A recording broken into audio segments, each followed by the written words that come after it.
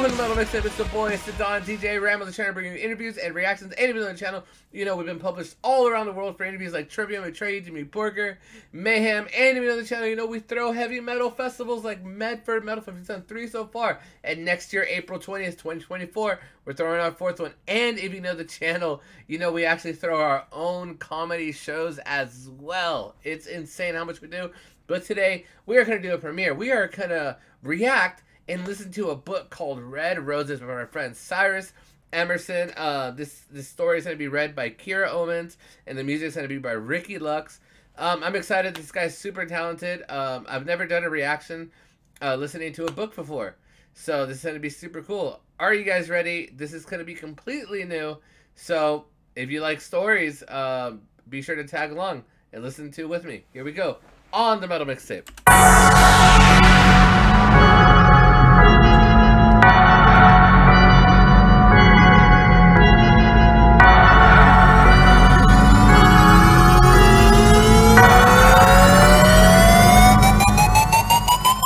Red Roses by Cyrus Emerson. This book is read by Kira Omens. Music produced by Ricky Lux Beats. Sound provided by Pond 5. Ricky Lux. I said Ricky. Ricky. Similar, right?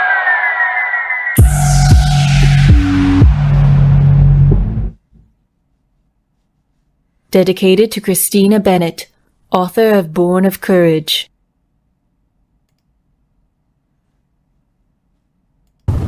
Prologue.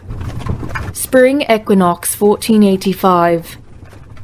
All winter had seen heavy rain along the northeast coast of England. The mud made planting difficult, and the oppression of Richard III's reign sapped the gospel from the pews. Word had travelled fast of his nephew's disappearances. The news soured souls. Yet, along the old road to York and to His Majesty, stood a priest ready to serve. His sweat-filled brow looked toward the sun, humid with a sudden rise in temperature.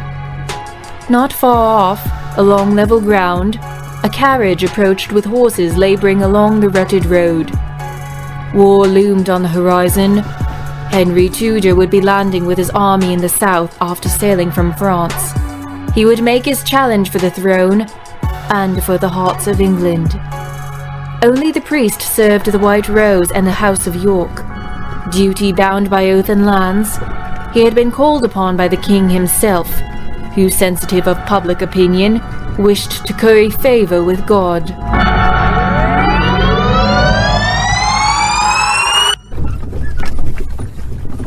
The carriage stopped in Durham. The coachman, speckled in mud splatter from horses' hooves, his eyes tired and sunken. The priest walked toward him. "Hail, coachman, how goes thee?" "Fine, sire, fine as things can be. We ride to York, only not tonight, thou shalt see. A long journey we have indeed." "Thee say it true. Only many thoughts to ponder and prayers to be made. They say the king's of curved stature. What thee make of it, coachman? Speak without fear, for thee speak to God's ear, having never seen the king before." "'Tis his spine, sire. None speak of it much when he's near. So why 'tis so, I've no idea. 'Tis of nature, though, of that I'm sure, for he moves well in combat, gaining respect from knights who serve." "I see. Thank thee for thy report. I'll take my seat inside. Are there any other passengers?" "Only a young maiden from up north. Like thou, priest, I don't know of her. I'm only to take thou to the king. Like I'm told, sire." With that, the priest entered the carriage without looking at the doorman. Then the horses pulled them south. Right. Chapter 1. Cool story so far. As the carriage began to move with a bump, the young maiden across from the priest blurted out, "Young maiden, a princess for sure. Lady of Berwickshire. Priest, 'tis nice to meet thou. Been on this ride before?" "Haven't, although I've heard it told before.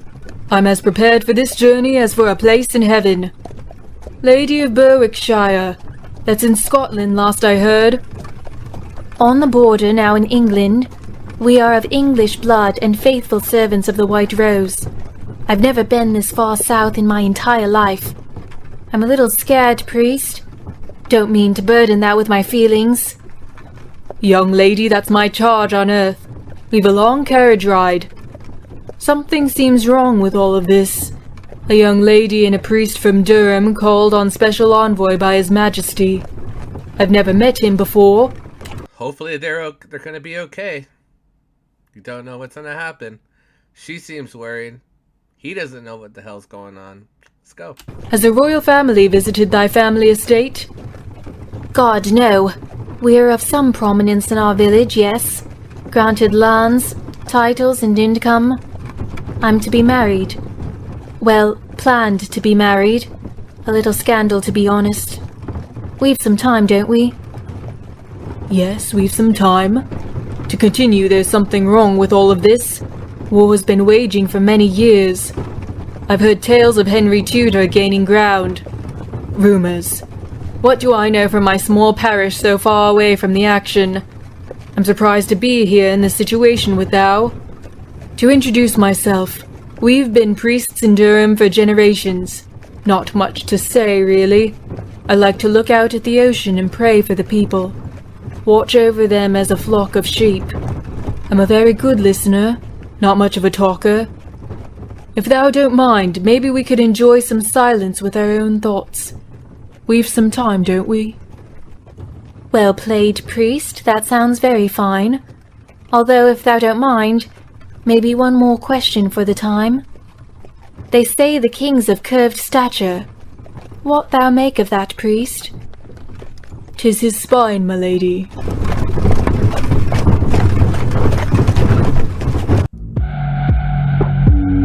Chapter 2.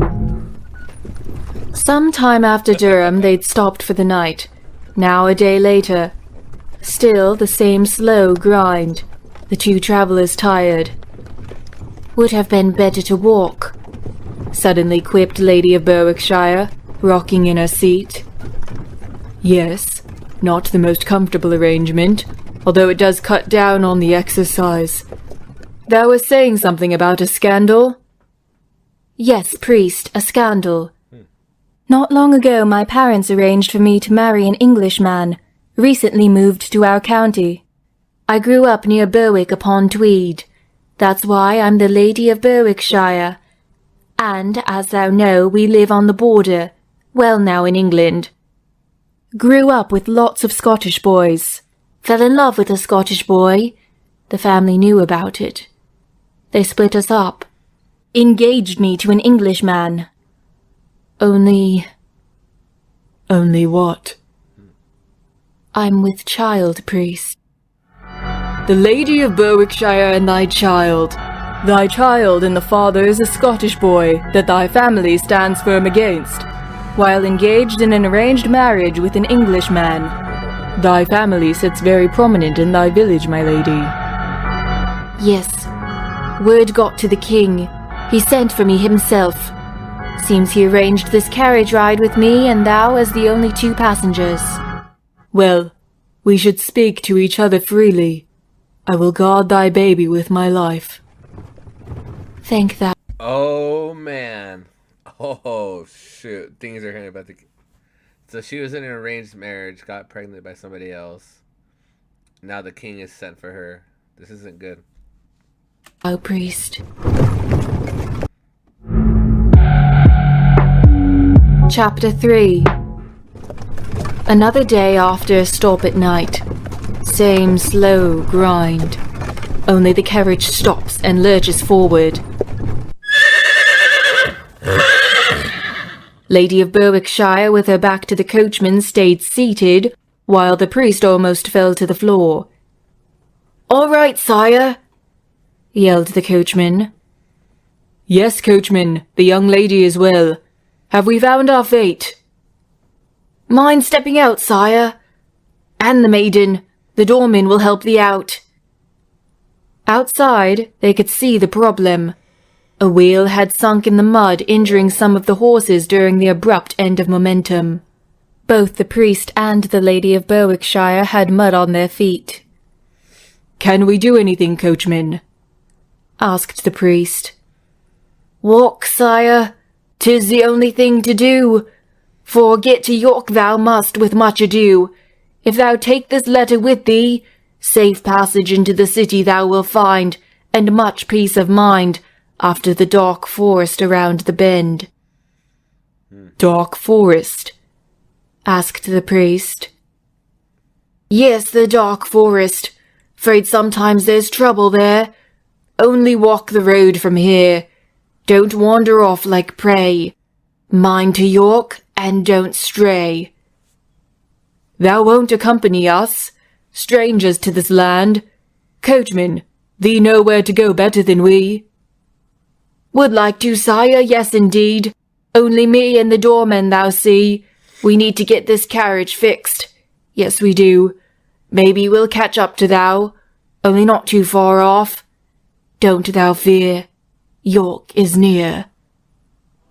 And so the priest and the Lady of Berwickshire began to walk along the road, only to where they did not know. Oh man, that's not good either. The carriage breaking down. It's not good. This whole trip just sounds messed up. Chapter 4. They walked a ways down the road, around the bend, and into the dark forest. Almost instantly, darkness fell upon them. They could scarcely see the road, only from the sunlight atop tall, opaque trees. And they walked some more. "Halt!" The two stopped in their tracks, and only then realized a man standing in front of them. Oh, no. At first he seemed to have no head, only broad shoulders. Then they could see the hunchback. "Do thou have any money or food?" That's "No," scary. said the priest. If I saw a hunchback like that and walking out, I'd be afraid too. "A priest and a young maiden, walking through the dark forest with no money or food. Liars!" "'Tis young lady, actually," said the Lady of Berwickshire. "Thee!" And the hunchback pushed the lady. "She's with child." And the priest shoved the hunchback. He fell and hit his head on a rock and died. Whoa. Okay. What's this? The priest shoved the hunchback and he fell and he hit his head on a rock and died. Dude, that priest must be like a lineman for the NFL to be able to shove somebody and kill them. He's a Rambo priest. The two stood there in wonder of what had just happened. The priest then knelt and said some prayers for the hunchback, and the two began to walk again, stunned. Not long after the sea of trees parted, York dazzled in the sunlight, shining bright. Flags and banners at full mast, a city larger than any they'd ever seen, and none so grand. The two heard a noise. Then the carriage appeared minus two horses. It stopped next to them, and the coachman looked down. "Did thou make it here safe? Any troubles?" To which the priest replied, "Killed a hunchback, although no fault of mine. Pushed him away from the young lady, and he fell. Okay. Knocked his head for a spell of dreary night from which none see light." The doorman opened the door to the carriage. The two went in, and the horses pulled them into the house of York. Well, that's good. The carriage finally came back, and that's good. The hunchback was the only thing they encountered in the dark forest. Thank God for the rock. See what I did there?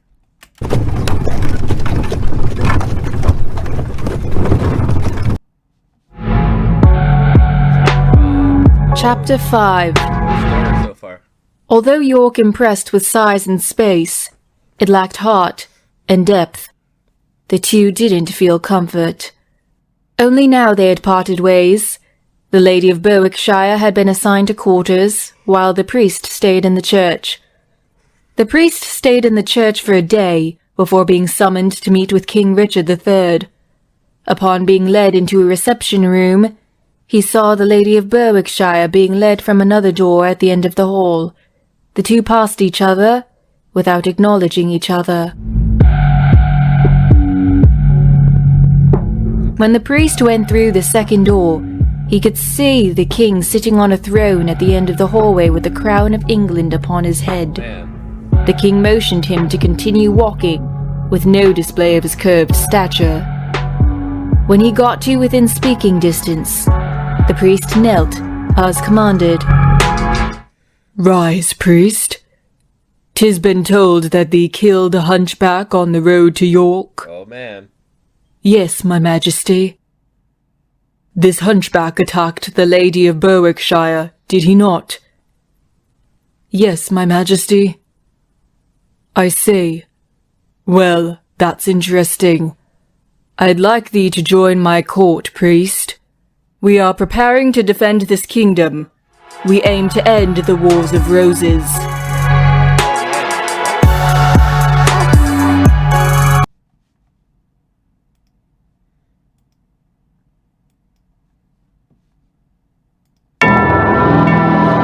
Chapter 6. Easter Sunday, April 3rd, 1485. 6 days before the 1-year anniversary of the death of King Richard III's son. The court resided in York, where the priest from Durham spent most of his time in the king's presence. The priest guarded his thoughts with his life, after the recent death of King Richard III's wife, and with no heir, sought a new wife.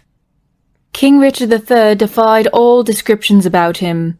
No one ever mentioned his missing nephews, nor his curved stature, actually difficult to detect. He commanded great respect. He controlled the court and all who followed. He sensed every whisper. The king remained tuned to all of Lady Berwickshire's needs. He boasted about his conquest of Scotland in 1482.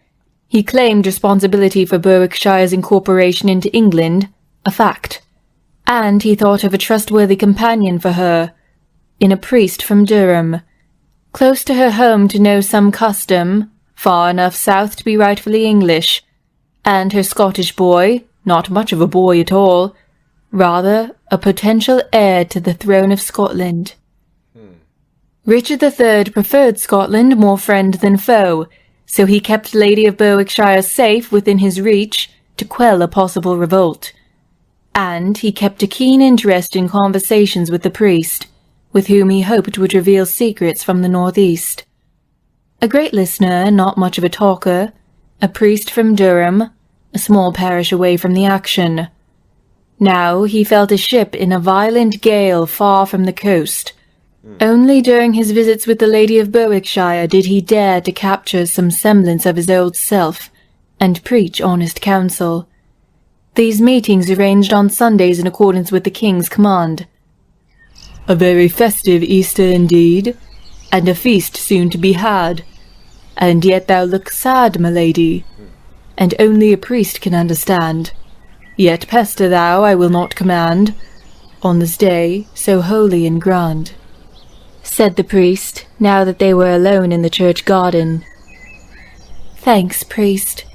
Only I'm not afraid to admit I miss my mom and dad, my brothers, and the others, after so many Easter morning services together. And although York's church may shame our own, 'tis so far away from home, something I can't condone, especially with a child on the way, and no husband with whom to stay.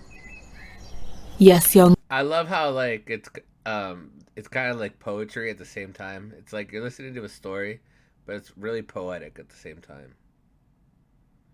I'm really happy that it was a friend of mine who asked me if I could take some time to read these rhymes in this story of his. Okay, I don't know how to rhyme that, but okay. Young lady, I read thou true, only please don't feel so blue. So today is when we first met. Let's not talk of thou. Instead, let's recall our duty here and the man who holds us both so dear. Recently his wife passed not long after his only begotten son. now with no heir, and danger so near. He wishes to find another wife. 'Tis caused a stir among the court. Their souls murmur to me. Only none will speak freely, as thou could just imagine. Has he gone mad? Young lady, please don't speak his name, for if he's gone insane we might meet the fate his nephews met, when on starry night no one ever heard their breath again. Yeah. Yes, priest. Don't mess with I'm young. I've never been naive, no matter how outspoken. I'll keep these thoughts to myself with no mention in the letters I write. We don't want to give ourselves a fright. So please, let me cry on thy shoulder, for there's pain within me that needs to be released before we feast.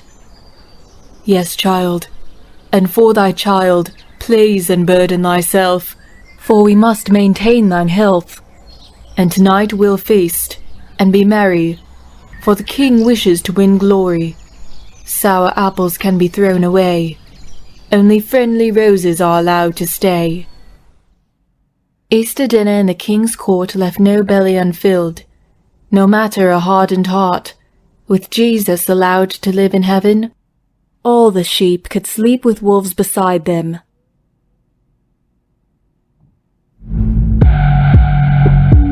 Chapter 7. The next day after the war ministers left, the king bid the priest stay.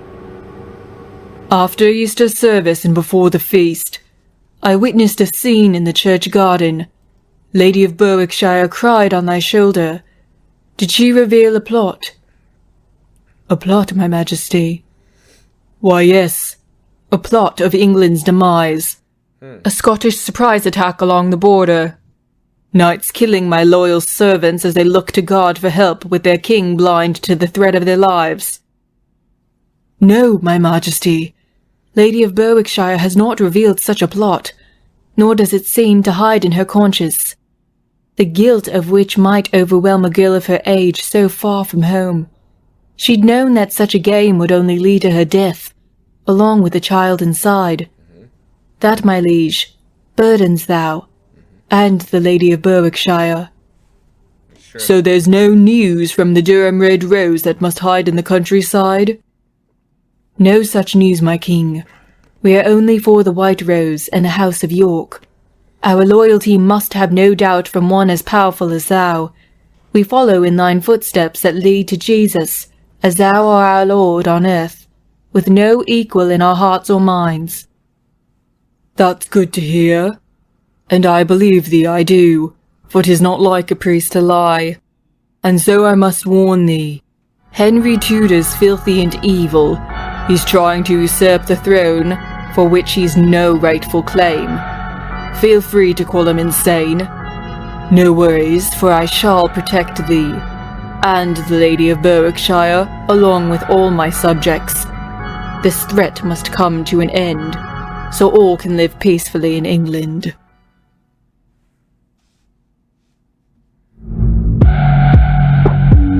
Chapter 8.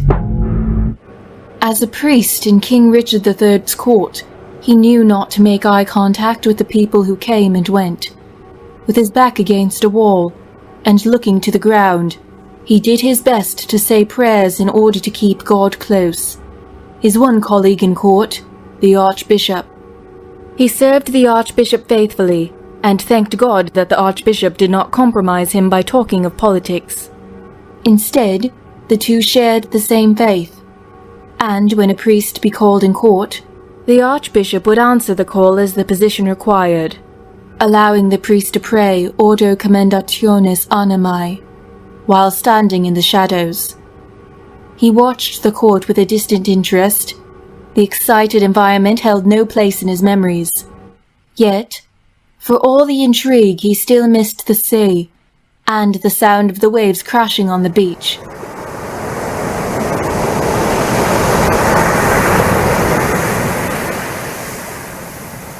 Send dispatch to the Duke of Norfolk, said the king. Tell him Henry Tudor's the devil in disguise, his true intent in his flaming eyes, killing Englishmen with foreign troops to drink their blood like French wine. We will crush him so long as we remain together, locked in brotherly arms. For evil never wins over good.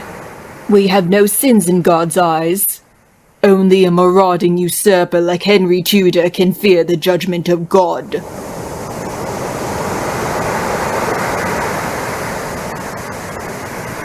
The priest, in the shadows of the court, allowed his soul to sigh.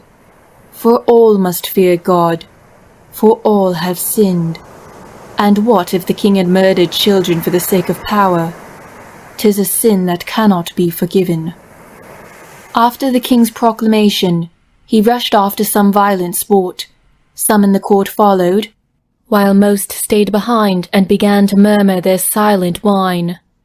And of all these men, one found a place at the priest's side, and began a conversation.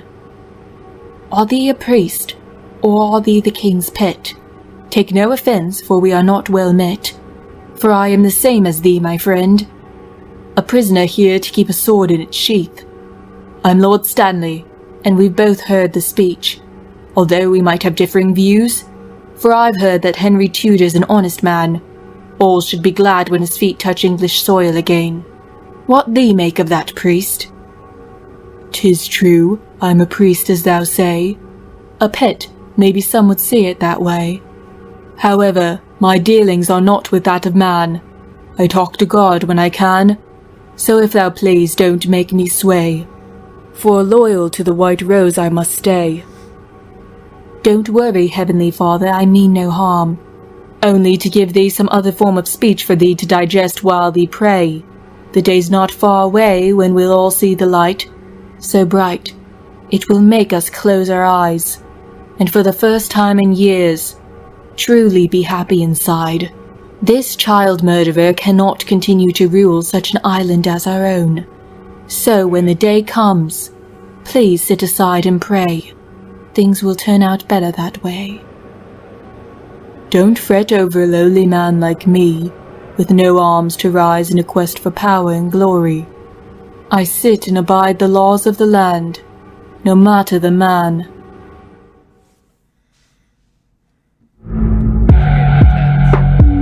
Chapter 9. The next day, after a meeting in the court, the king asked the priest to report. "Dear priest, what say thee? Any trembles among the court? Please be smart. I don't wish to feel as someone thee can't confide in, so please be bold, and reveal whispers as shouts to ears that may have missed them."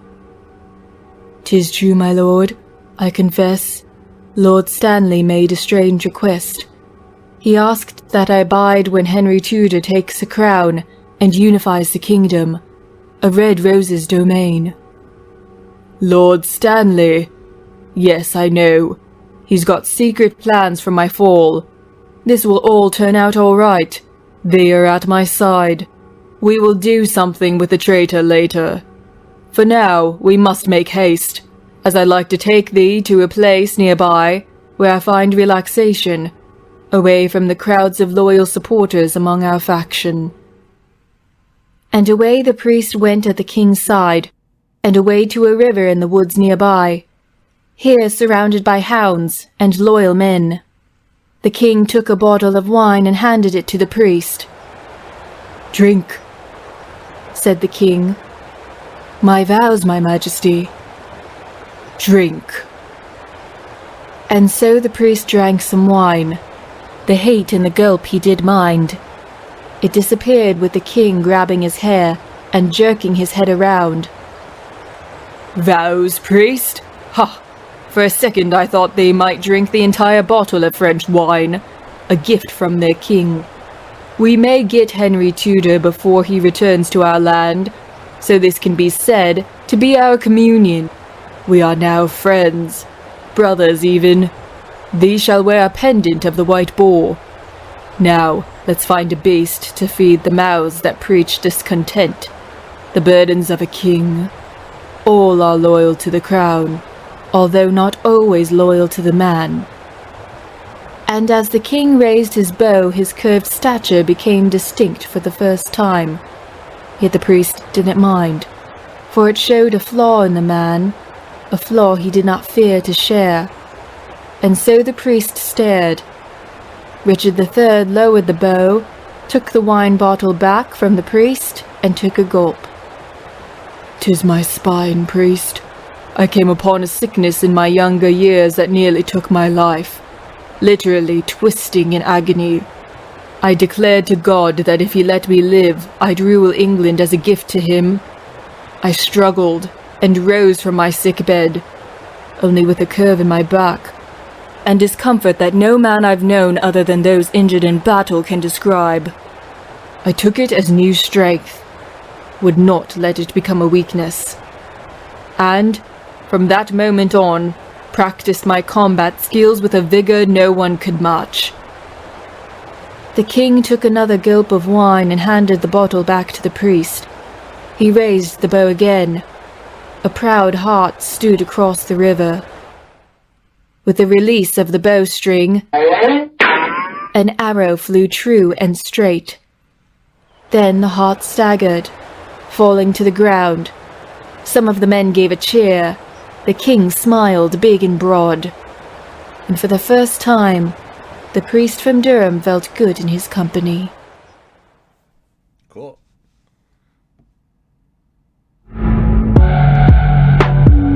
Chapter 10.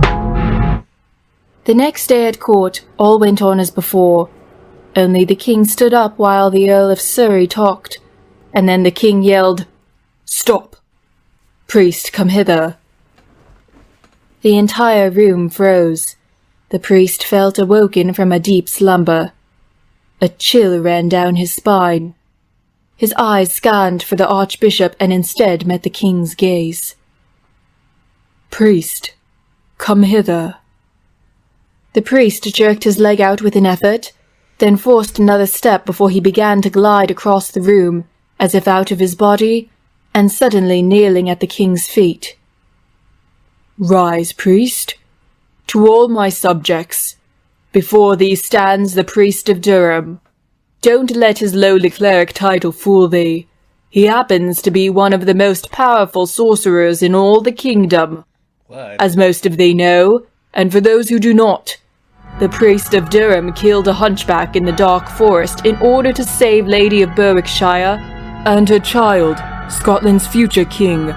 He's been watching all of thee for me. He knows all. He sees all. And from now on he will stand at my side during our meetings. What do thee make of that?"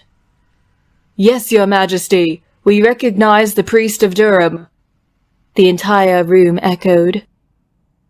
"Priest, stand over here." And the king pointed to a place to the side of his throne. The priest walked there with his head down, and then turned to face the crowd. They all stared at him. "Continue," Sorcerer, huh? the king simply said, and the Earl of Surrey began again, from where he'd left off.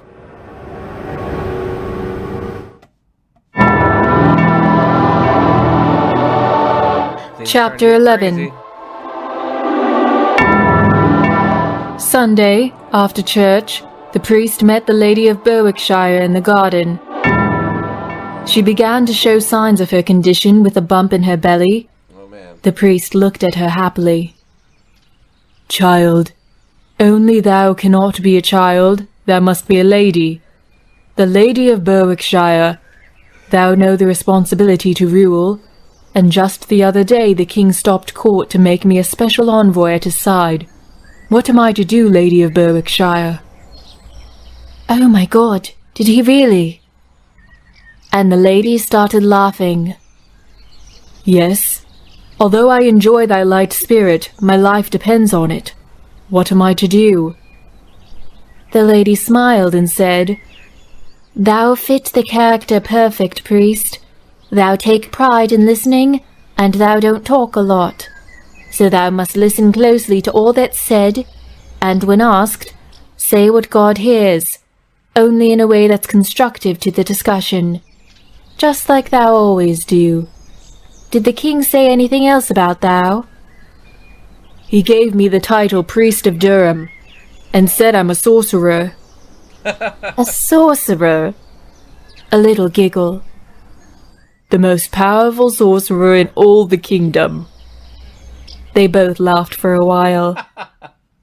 Get something with a hood, like the cloaks the monks wear. Make sure to keep thy face in the shadows, said the lady of Berwickshire, and so the priest did.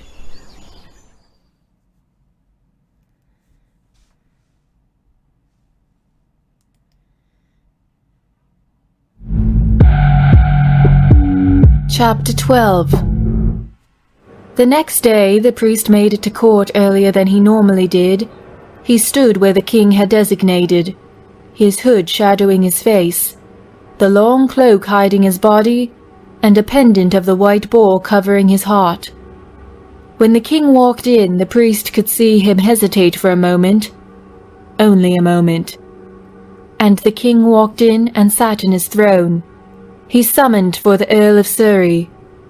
The Earl stopped and stared at the priest. The priest stared back into the Earl of Surrey's eyes, knowing he could not see the priest's face. "Speak," the king said. "Speak." "Well, my majesty." And the Earl of Surrey looked again at the priest. The priest stared back. "Speak," the king said, and the Earl of Surrey went on as he would normally do. "King, the Sheriff of Wiltshire has asked for additional funding for preparations in the event of invasion." "The Sheriff of Wiltshire? He's far too north, and we've been through this before. He's fat and lazy. Must be drinking wine with maidens and feasting evermore with slobs of soldiers. No. Make a small cut in his funding. Tell him to harden up for war, lest he be sacrificed to the French hordes that will loot his stores before I can assist him." "It shall be done, my lord." "Are there any requests from subjects closer to the southern shoreline? Any sort of request? Food, soldiers, gold?" "No, my king." The king had planned the defense of England from a Henry Tudor invasion since Buckingham's rebellion. When all of the reports had been made and dispatches sent out, the king said, "Priest, I like the monkhood. That must be a suggestion of the Lady of Berwickshire. Things are going really well since the two of thee joined my court. God seems determined to bless us." And court continued like that for some time.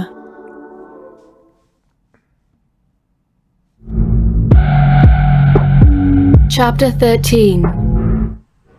Summer solstice, almost 2 years ago, Richard III's nephews had been declared illegitimate children, thus forfeiting any hereditary rights to royalty. King Richard III given the crown from rightful claims on both his father's and mother's family trees. The king now held court in Nottingham Castle, while the Duke of Norfolk and the Earl of Northumberland maintained armies in the field. No one spoke of London. The priest wore his cloak and white boar pendant over his heart every day at the king's side. The hood not only shielded his eyes now, it shielded his sweat from the summer heat and the intensity of war plans. The threat of Henry Tudor had increased after recent news from France where he stated his intentions to marry Elizabeth of York. Elizabeth of York, Richard III's niece and sister to the missing princes, had been dismissed from court. However, the king kept account of her at private daily meetings that the priest did not attend, nor were any members of the court present. The suggestion of marriage between Henry Tudor and Elizabeth of York aroused pride in everyone. They were a natural fit, unifying the House of Lancaster with the House of York, a cross-pollination of the red rose and the white rose. Only King Richard III became agitated. Military commanders looked for court advantages to secure important appointments. Lord Stanley had served alongside Richard III in the Scotland campaign of 1482. The memories of their success created trust in affairs related to warfare. The stepfather of his rival Henry Tudor, Lord Stanley gave valuable information to Richard III. His confession to the priest made him a suspected conspirator in a plot to overthrow the current monarch. Your Majesty, Lord Stanley announced to the court, allow me to use my military experience along the southern shores of England. If Henry Tudor dares to claim the hand of Elizabeth of York, he must sail north from France, where he lives in comfort with their king. If Henry Tudor were to claim a hand, he should claim his own, before it becomes severed from the arm. If he lives in comfort, then 'tis for his own harm. For me and the King of France see eye to eye, as only our rank can allow. Yes, your Majesty, said Lord Stanley. Still, the southern shore should be where he'd have to sail if he were to mount an attack on thee. Thee mean, if he were to invade England's sovereign ground with looting drunk Frenchmen, debauched mercenaries from the Holy Land? Lord Stanley, thee should stand thy ground, for we are in a fight, and they seem to waver so. My Majesty, allow me to interrupt, said Viscount Lovell. I too served with thou in the row for Scotland. Let me serve for thou now, for I will lead the troops south and protect the shores from sea debris. We all recall Henry Tudor's failed attempt to land ashore during the Buckingham Rebellion. I feel confident Henry Tudor will meet his end on the rocks, as a priest of Durham ended a hunchback so vile as to hurt a child. If something does wash ashore, we'll make sure it will no more. Viscount Lovell, I like the way thy words encourage me. These shall be sent south to defend our countrymen from French aggression, guised in a traitor's name. It shall be done, my lord. If I'm not to be put to thy advantage, allow me to retire, my Majesty, said Lord Stanley, for I've many lands granted to me from thou that need attending, and this war could continue forever. Lord Stanley, I respect thy position, and cannot deny thy request, to force neglect of some of our richest farmlands. Thee may go. Although, please leave thy son, Lord Strange, with me. As Chamberlain of Chester and North Wales, thee command coastline. Yet, as a stranger to this court, thee cannot defend. Leave thy son in thy place to respond to requests from threats that might come our way. Thou seem paranoid, my Majesty. What threat could I pose to thou, or Henry Tudor so far north? Their wisdom prevails Henry Tudor can barely set his ships to sail, much more to navigate such a treacherous shoreline. Let me bring my son with me. It will be no trouble to thou. Lord Strange can help me farm. Oh, I insist to keep his company. And as your Majesty, I ask that thee obey, or do thee intend to betray thy oath to me? My king, please do not speak nonsense. 'Tis only a love of a father for his son, as on summer nights in his youth when I would call him for dinner. Well then, thee can go. Only allow me to commit Viscount Lovell to the protection of the English people, of which thee are their vassal.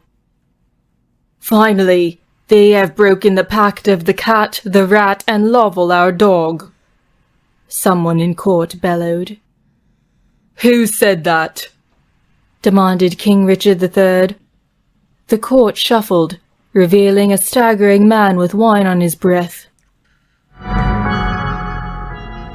Sir Henry Stafford, thee are to be executed at once. Bloody hell! Thee killed thy nephew. He got stopped from the pop of the bailiff's baton. If I were a cat, I'd be curious to know a little more about our foe, said Sir William Catesby. If I were a rat, I'd rummage through the trash to find a letter of treasonous plots, said Sir Richard Ratcliffe. And then the Earl of Surrey announced the meeting adjourned, and called Viscount Lovell away like an obedient dog.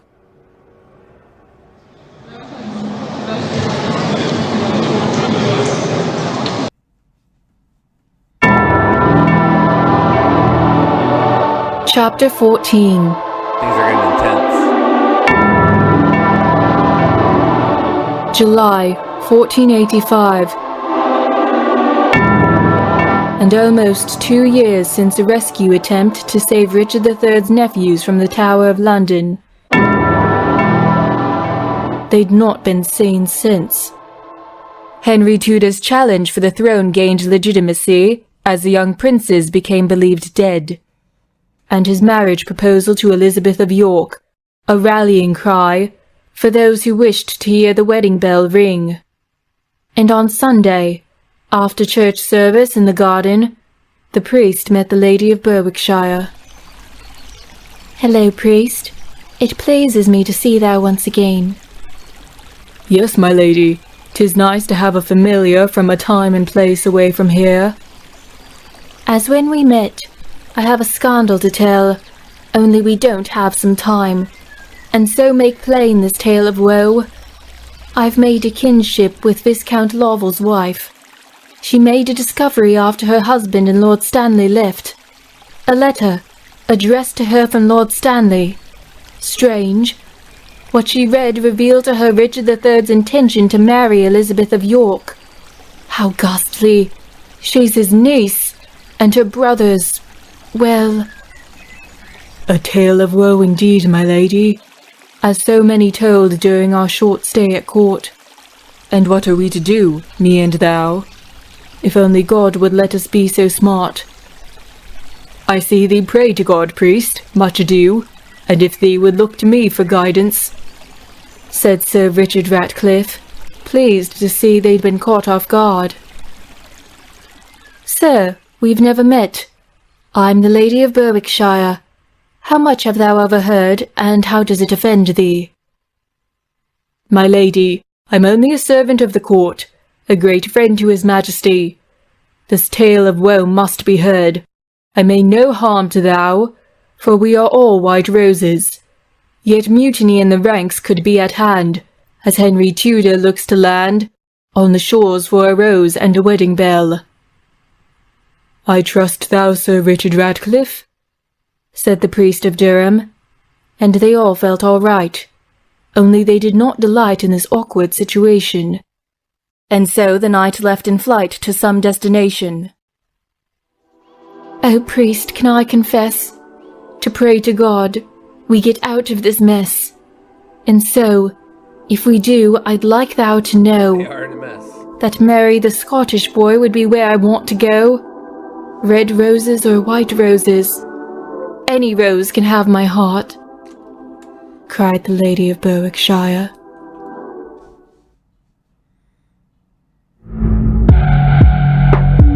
Chapter 15. The next day, court began as usual. The Earl of Surrey discussed recent news with Richard III, then, at an appropriate pause as if staged, "My Majesty the King, if I might have a word as a most loyal subject?" asked Sir Richard Ratcliffe. "Why, certainly, most loyal knight," said the king. "Sir Richard Ratcliffe, thou may command the court," said the Earl of Surrey. "It has come to my nose that a letter to spark mutiny has been sent. This betrayal might anger thou, my majesty. A tale of woe to endeavour the common man with a new demand. A red rose conspiracy." "'Tis this so? And who would have such a plan? And what could possibly swell the common ocean of man to rise up and wave me away?" "Lord Stanley, before he left, sent a dispatch that we did intercept. It told of a love, a secret kept, that my majesty now engaged to Elizabeth of York, after the tragic death of her majesty the queen, so recently. This new contract most would disagree." "Yes, my majesty," spoke Sir William Catesby. "As a most loyal servant my heart does sway, for to marry thy niece there's just no way." "Marry my niece?" said Richard III, still seated. "Well now, that's preposterous." A nervous laugh among the court. I trust thee, Sir Richard Ratcliffe and Sir William Catesby, as loyal servants to the court. Thy evaluation that such a marriage would cause a mutiny seems founded, rightfully so. The English people might feel the Lord mocks them. In fact, I've been trying to find a suitor. There's one available in the future King of Portugal. If I marry his cousin of a fairer brand, a merry kingdom we could have again. The dispatch to the current King of Portugal happened to be well received. A new trade contract for shipping to the Mediterranean almost in hand. Great riches to all that live in England. A genuine cheer from the court. King Richard III, a good sport. All felt glad that a solution to the problem had answered questions no one could ask. Lord Strange, what have thee to say to these charges?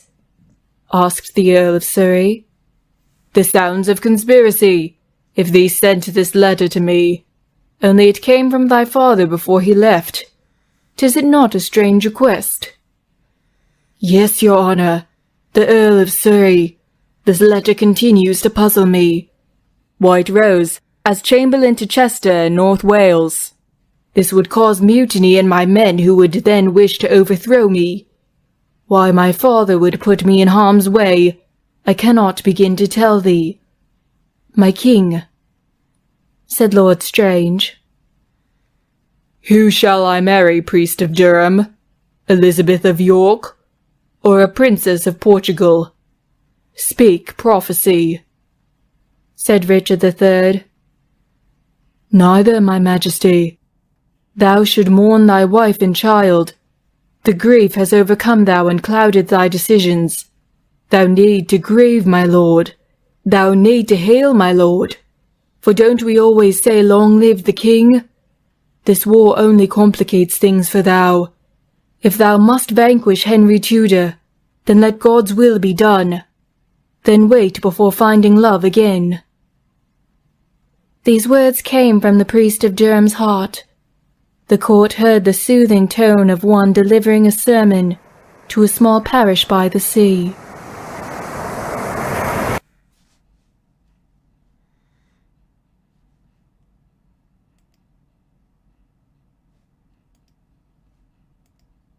Chapter 16. On August 2nd, news had travelled fast that Henry Tudor began his sail from France.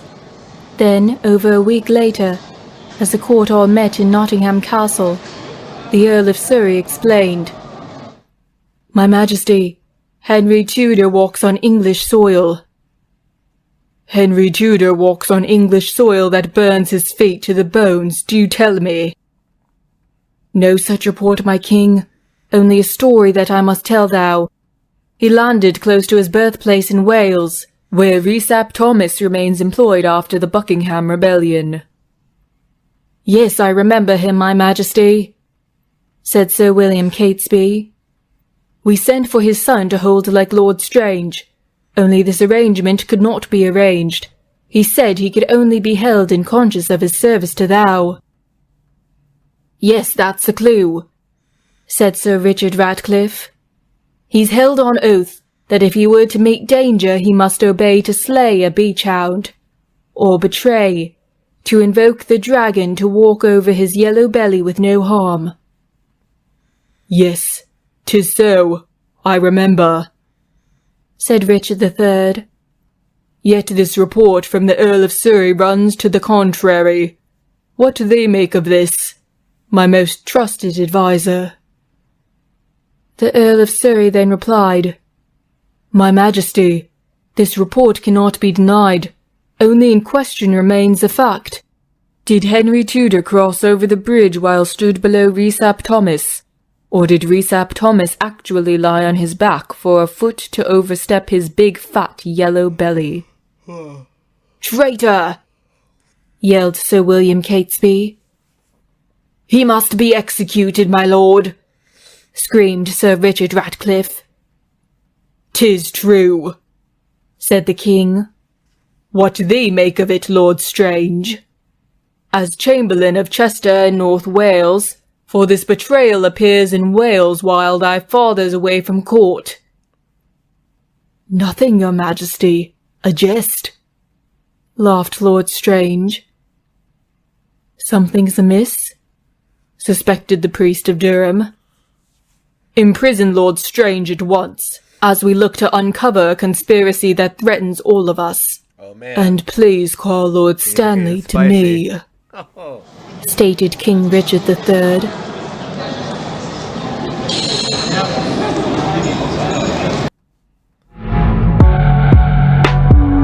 Chapter 17. Dog Days of August. Another day in court. The Earl of Surrey then made a report to booze and proclamations of murder. My king, Henry Tudor, marches toward thee, gaining forces as he goes. No one knows to what his number will swell. Only people guess everyone from here to Pembrokeshire. And Lord Stanley, when will he stand his ground? Demanded the king. He's sick, my lord, and cannot travel to court. For the love of God, when will the madness end? For the true heir on God's appointment arrived already, in the throne with the crown. Can't these peasants see their folly? Don't they learn of their majesty's grace? When on Sunday morning the parents lead their children to say the prayer. Yes, my lord, said the Earl of Surrey. Thou will not find me hiding in a tree, said Sir William Catesby. Nor will I crawl with flies in the sewer, said Sir Richard Ratcliffe. Then we shall settle it. A horse! A horse! My kingdom for a horse! Enthused Richard III. Tell the Duke of Norfolk, the Earl of Northumberland, and Viscount Lovell to follow me. For now we must march to the Wars of Roses song that long play for roughly 30 years, since Henry V heard the cry of a country mourning him, and his infant son could not lead his men. We play the last note to that funeral dirge.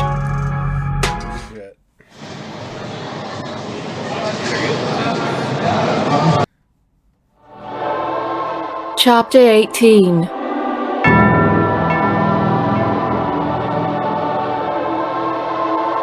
August 21st, 1485. St. James Church in Sutton Chaney. The priest of Durham performed a special mass for members of the court, and said Richard III's personal prayer. Lord Jesus Christ, deign to free thy servant King Richard from every tribulation, sorrow, and trouble in which he finds himself. Hear the King, in the name of all thy goodness, for which we give thanks, and for all the gifts granted to the King, because thou made him from nothing, and redeemed him out of thou bounteous love and pity, from eternal damnation to promising eternal life. After the service, and before the army moved on to Ambion Hill to set up camp, in the respite, the priest of Durham met the Lady of Berwickshire, who would stay behind in Sutton Chaney. The Lady of Berwickshire took the priest by the hand, her belly bursting with baby. I've heard a rumour on the wind that Henry Tudor's around the bend. A battle will happen tomorrow. So please, be safe, priest. Think of this child I carry as the next priest of Durham. Thank thou, my lady. Only I'd like to see thou get married. I'll do what I can to stay out of the fray. God's my only fear. We are safe among men, as long as we don't allow them to take our place in heaven. Oh, priest, I'm about to cry. We are well met. Thou may preside over my wedding vows. We only need to get out of this mess. Then to Berwick upon Tweed we will go. Yes, my lady, say 'tis so. I've never meant to travel that far north. With thou at my side, we shall fly, as if angel wings move us to thy home. Once safe, we can plan eternal love between thou and a Scottish prince, and a legitimate child to the throne. Oh, man. War is coming, war is coming.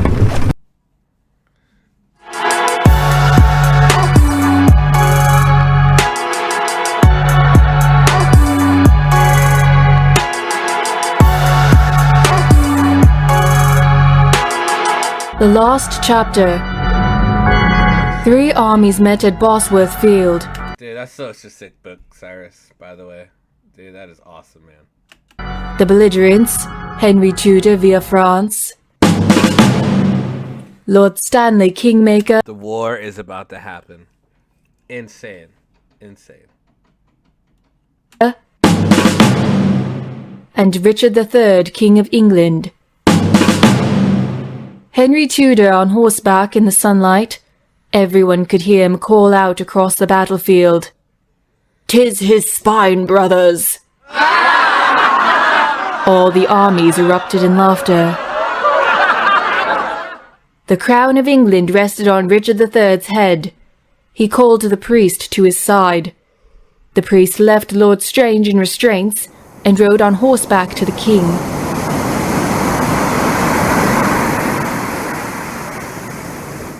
They surveyed Bosworth Field. It became obvious that all had lost their lust for killing. All the king's men wished for a rightful heir. For Henry Tudor, Camelot could be realized with a marriage to Elizabeth of York. Richard III had already lost Camelot when his nephews, Prince Edward and Prince Richard, disappeared, and his son, the Prince of Wales, and his wife, the Queen of England, died.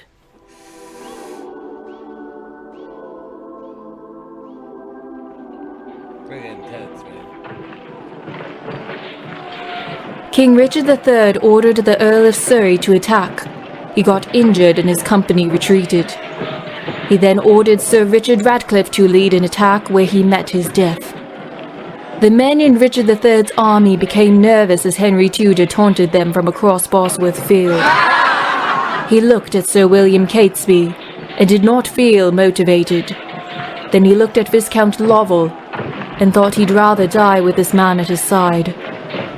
Finally, the king looked at the Duke of Norfolk. His son, the Earl of Surrey, had already been injured. He remained Richard III's most loyal servant. He respected his leadership, bravery, and prowess in combat. Nearly 3 years ago, Richard III had just been Richard, Duke of Gloucester. And then he led the assault to capture the castle at Berwick-upon-Tweed. That victory vindicated his faith in God. He knew he would become king. He looked at the Duke of Norfolk and felt his faith in victory for England. "Duke of Norfolk, come hither." The Duke of Norfolk rode on horseback to the king's position, opposite the priest. "Perform a flanking maneuver with cavalry from that high ground, away from Lord Stanley's army. Their infantry position cannot be reinforced there. If we can break through, we can rout them."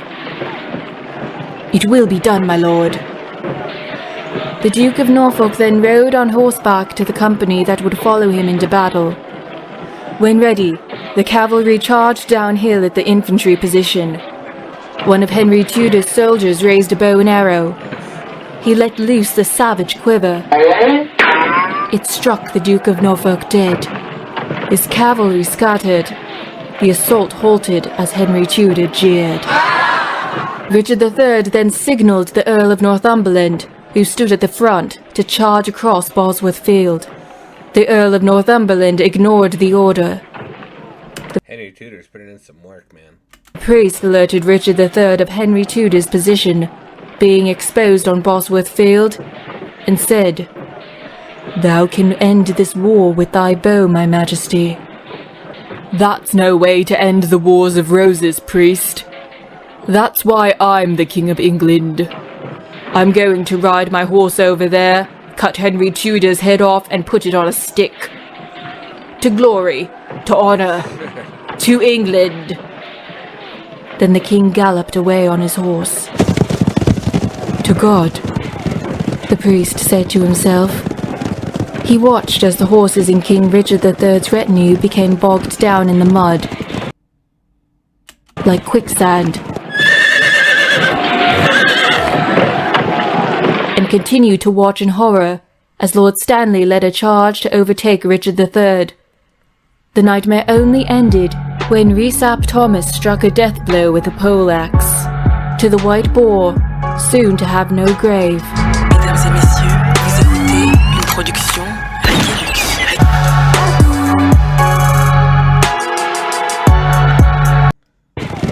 The priest Here, I gotta rose read this, right? third of Henry Tudor's position, being exposed on Bosworth Field, and said, Thought I missed something. Just wanna see what happened to Richard. "Thou can end this war with thy bow, my majesty." That's no way to end the Wars of Roses, priest. That's why I'm the King of England. I'm going to ride my horse over there, cut Henry Tudor's head off and put it on a stick. To glory, to honor, to England. Then the king galloped away on his horse. "To God," the priest said to himself. He watched as the horses in King Richard III's retinue became bogged down in the mud, like quicksand, and continued to watch in horror as Lord Stanley led a charge to overtake Richard III. The nightmare only ended when Rhys-ap Thomas struck a death blow with a poleaxe to the white boar, soon to have no grave. Mesdames et messieurs, vous écoutez une production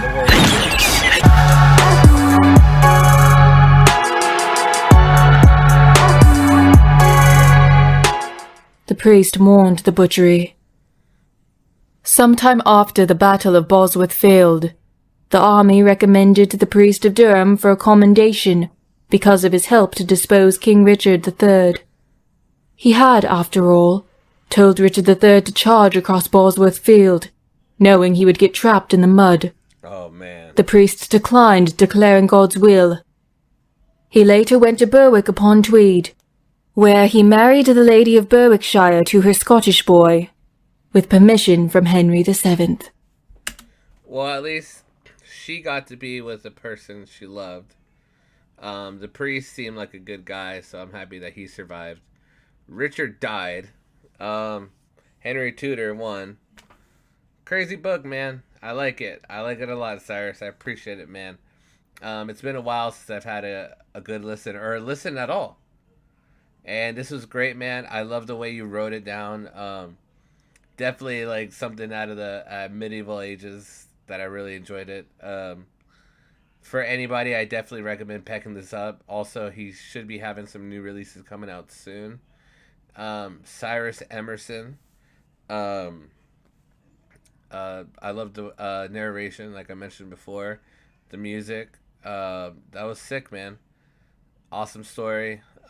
Crazy turn of events from him being called the priest of Durham, being called a sorcerer, and getting promoted to be by the king's side. You know, I thought it was super sick. Lady of Berwickshire with baby from the Scottish guy, and happy they were able to get married. And it all ended in war. Everything in medieval just ends in war and bloodshed and love and kingdoms and people just taking each other over. So I've always been a huge fan of medieval, and I would definitely recommend this book to anybody and everybody who loves stories from our past. This is absolutely awesome. Thank you so much, everybody, for listening. This is the first time we ever listened to a book, reacted to a book, and listened to a book, and it was super sick. This was Red Roses by Cyrus Emerson.